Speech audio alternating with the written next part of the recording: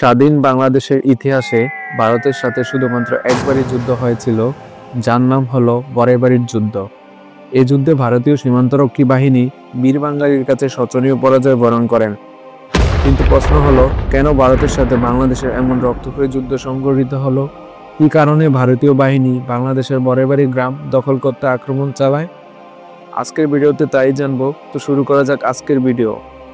2001 সালের 18 এপ্রিল কুড়িগ্রামের এই গ্রামে ঘটে যায় বাংলাদেশ ও ভারতের সীমান্তরক্ষী বাহিনীর মধ্যে ইতিহাসের সবচেয়ে রক্তক্ষয়ী সংঘর্ষ।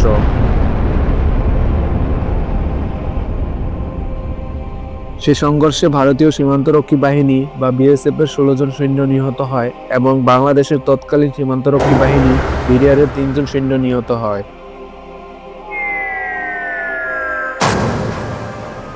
বড়াইবাড়ি গ্রামে সীমান্তের অপর পাশে ভারতের আসাম রাজ্যের সীমান্ত। 18 এপ্রিল ভোররাতে বড়াইবাড়ি গ্রামের কয়েকজন বাসিন্দা তাদের কৃষি জমি দেখতে যান। এ সময় তারা দেখতে পান ধান খেতে বহু সৈন্য অস্ত্র নিয়ে হাঁটছে। এই সৈন্যদের মধ্যে কয়েকজন এসে গ্রামবাসীর কাছে হিন্দি ভাষায় জানতে চান বিডিআরের ক্যাম্প কোথায়। তখন গ্রামবাসী বুঝতে পারেন এরা ভারতের বিএসএফ এর সদস্য। বাংলাদেশের সীমান্তের ভেতরে বিএসএফ ঢুকে পড়ার খবরটি বেশ দ্রুত বড়াইবাড়ি বিডিআর ক্যাম্পে পৌঁছে দেন সাইফুল ইসলাম লাল। সাইফুল ইসলাম লাল যখন বিডিআর ক্যাম্পে যান, তখন সেই ক্যাম্পে মাত্র 8 জন বিডিআর সদস্য ছিল। দৌড়ে ক্যাম্পের ভিতরে ঢুকে এই খবর জানান। সঙ্গে সঙ্গে শুরু হয় পায়ার, শত শত গুলি, চারিদিক থেকে গুলি। প্রত্যক্ষদর্শীদের বর্ণনা মতে ভোর 5টা থেকে তীব্র গোলাগুলির আওয়াজে প্রকম্পিত হয়ে ওঠে বড়াইবাড়ির গ্রাম ও তার আশেপাশের এলাকা।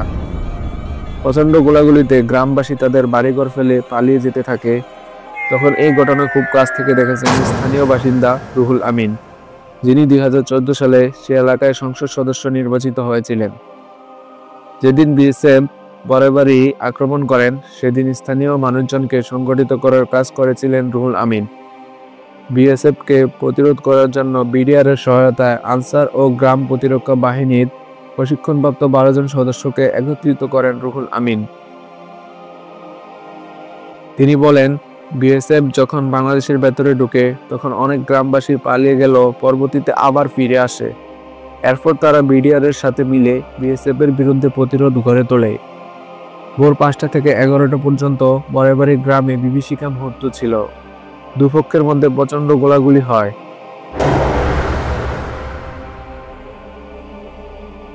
বড়াইবাড়ি বিডিআর ক্যাম্পের ভেতরে থাকা সাইফুল ইসলাম লাল বিবিসি বাংলাকে বলেন, ক্যাম্প থেকে তিনি দেখেছেন আনুমানিক কয়েকশো বিএসএফ সদস্য বাংলাদেশের ভেতরে প্রবেশ করেছিল।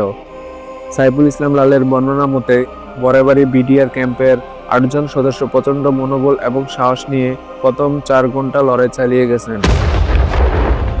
এরই মধ্যে আশেপাশের আরও 2টি বিডিআর ক্যাম্প থেকে আরও 20 জন সদস্য বড়াইবাড়িতে আসেন। তারা গ্রামের বিভিন্ন জায়গায় অবস্থান নিয়ে বিএসএফকে প্রতিহত করেন। বড়াইবাড়িতে যখন তীব্র সংঘর্ষ চলছে, তখন ঢাকায় তৎকালীন বিডিআর সদর দপ্তরের নির্দেশনায় জামালপুর এবং ময়মনসিংহ থেকে আরও বিডিআর সদস্য পাঠানো হয় কুড়িগ্রামের বড়াইবাড়িতে। ময়মনসিংহ এবং জামালপুর থেকে সকাল 10:30 নাগাদ বিডিআর সদস্যরা বড়াইবাড়িতে গিয়ে পৌঁছান। 18 এপ্রিল ভোর 5টা থেকে সকাল 11টা পর্যন্ত একটানা গোলাগুলি হয়। এরপর কিছুক্ষণ বিরতি দিয়ে আবারও শুরু হয় গোলাগুলি। এভাবে 18 এপ্রিল সারাদিন এবং রাত গড়িয়ে 19 এপ্রিল রাত পর্যন্ত থেমে থেমে গোলাগুলি চলে। বড়াইবাড়ির সংঘাতে 16 জন বিএসএফ এর সদস্যের মৃতদেহ পাওয়া যায় বাংলাদেশের সীমান্তের ভেতরে। স্থানীয় বাসিন্দা এবং তৎকালীন বিডিআর সদস্যদের দাবি ছিল, সেই ঘটনায় বিএসএফ এর আরও বেশি সৈন্য মারা গেল, অনেকের মৃতদেহ তারা ভারতে নিয়ে গেছে।